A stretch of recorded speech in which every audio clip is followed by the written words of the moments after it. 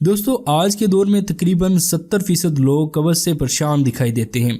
روزانہ fast food اور خراب کھانے پینے کی وجہ سے کھانا صحیح طریقے سے ہضم نہیں ہو پاتا، جس کی وجہ سے عام طور پر قبض اور گیس کی پرابلم ہو جاتی ہے۔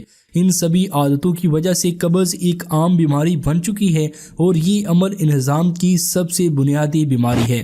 عام سی دکھنے والی یہ بیماری اپنے ساتھ کئی بیماریاں لاتی ہے۔ قبض میں پخانہ کے وقت پیٹ کے نچلے حصے میں تیز درد ہوتا ہے، جس سے کبھی کبھی مریض کی آنتوں کو بھی نقصان پہنچتا ہے۔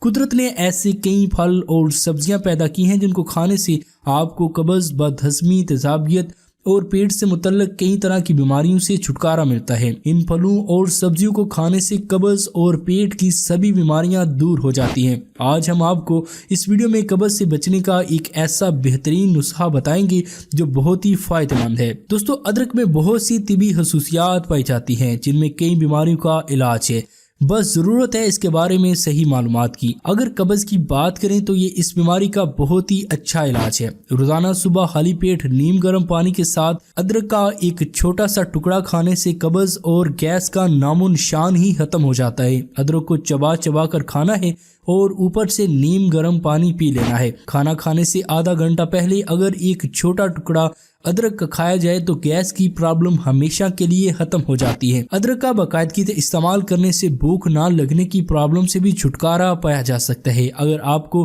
بھوک کم لگتی ہے تو ادرک کے استعمال سے آپ کی یہ پرابلم دور ہو جائے گی۔ پیٹ کی پرابلمز کے لیے ادرک بہت ہی فائدہ مند ہوتا ہے۔ یہ تیزابیت اور نظام ہاضمہ کو ٹھیک کرنے میں مدد کرتا ہے۔